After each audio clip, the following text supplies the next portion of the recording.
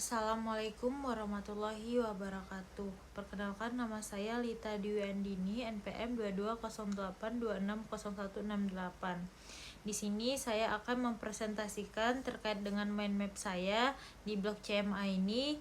Di sini saya mengambil judul tentang homeostatis, yang dimana homeostatis itu adalah kemampuan makhluk hidup untuk menjaga kestabil dan keseimbangan kondisi internal tubuh seperti suhu, kadar gula, darah, dan keseimbangan cairan. Meskipun terjadi perubahan di lingkungan eksternal, proses ini dilakukan secara otomatis melalui berbagai mekanisme seperti umpan balik negatif yang membantu tubuh mempertahankan kondisi yang optimal untuk kelangsungan hidup dan fungsi normal. Gangguan pada hemostatis dapat menyebabkan masalah kesehatan dan penyakit. Berikutnya di situ ada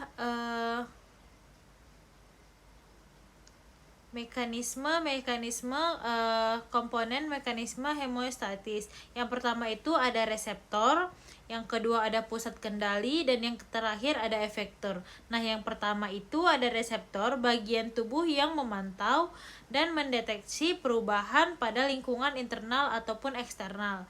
Yang kedua itu ada pusat kendali, yang menerima informasi dari reseptor dan mendeteksi perubahan pada lingkungan internal atau eksternal.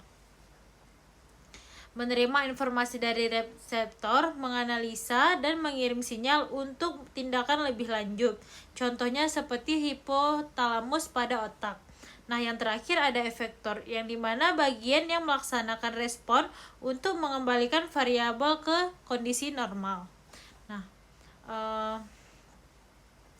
untuk mekanisme umpan balik negatifnya itu adalah mekanisme umpan balik negatif adalah cara paling umum untuk mempertahankan hemostatis. Dalam mekanisme ini, respon yang dihasilkan justru akan mengurangi atau melawan perubahan awal yang terjadi, mengembalikannya dengan kondisi yang stabil. Contoh hemostatis itu ada beberapa. Yang pertama itu ada pengendalian suhu tubuh, terus juga ada pengendalian ada sistem kekebalan tubuh, ada aktivitas pembekuan darah, yang keempat ada regenerasi jaringan, yang kelima ada di pengendalian kadar gula darah. Nah, yang pertama itu ada pengendalian suhu tubuh, di mana hemostasis suhu tubuh itu merupakan menjaga temperatur tubuh secara konstan agar dapat dijaga dalam rentang tertentu. Sebagai reseptor sensorik, kulit akan merespon terhadap suhu lingkungan dan mengirimkan ke integrator. Setelah itu, sinyal akan disalurkan ke kelenjar dan otak. Karena itu, reaksi yang dapat diberikan untuk mempertahankan hemostatis. Nah, yang kedua ada sistem kekebalan tubuh, di mana sistem ini bertanggung jawab untuk memproses penggumpalan dan melawan serangan penyakit secara aktif. Dengan begitu, sistem kekebalan tubuh yang baik akan terbentuk dan tubuh pun menjadi gampang tertular virus dan kuman penyakit. Berikutnya ada aktivitas pembekuan darah, di mana saat tubuh kita mengalami pendarahan, maka aktivitas akan terjadi pada tubuh. Proses ini merupakan salah satu contoh hemostatis yang sedang berlangsung. Aktivitas pembekuan darah berfungsi untuk menjaga stabilitas sirkulasi darah dan mencegah terjadinya infeksi saat pendarahan. Yang keempat ada regenerasi jaringan, yang dimana regenerasi jaringan ini adalah proses perbaikan sel dan organ di dalam tubuh manusia yang berguna untuk memulihkan kerusakan yang terjadi dan mengembalikan ke fungsi-fungsi normalnya. Yang terakhir ada pengendalian kadar gula darah, yang dimana banyak orang yang suka menyantap makanan manis.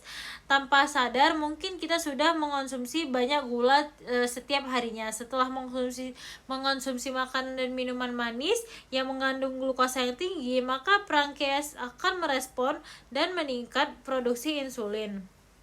Terus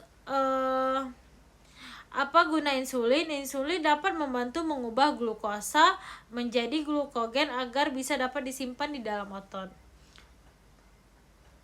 Nah, untuk fungsi-fungsi fungsi hemostatis itu, pentingnya hemostatis itu adalah yang pertama itu dapat menjaga fungsi organ, normal organ, kondisi internal yang stabil, memungkinkan sel dan organ berfungsi secara efisien. Yang kedua adalah mencegah penyakit. Gangguan hemostatis dapat mencegah masalah kesehatan yang serius, terus beradaptasi terhadap lingkungan.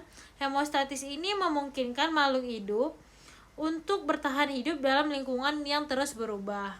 Baik, sekian itu saja presentasi terkait dengan meme yang sudah saya buat. Di situ juga sudah saya satukan beberapa referensi yang saya dapat untuk membuat meme tersebut. Jika ada kata-kata yang saya yang salah, kepada Allah saya mohon ampun. Saya akhiri. Assalamualaikum warahmatullahi wabarakatuh.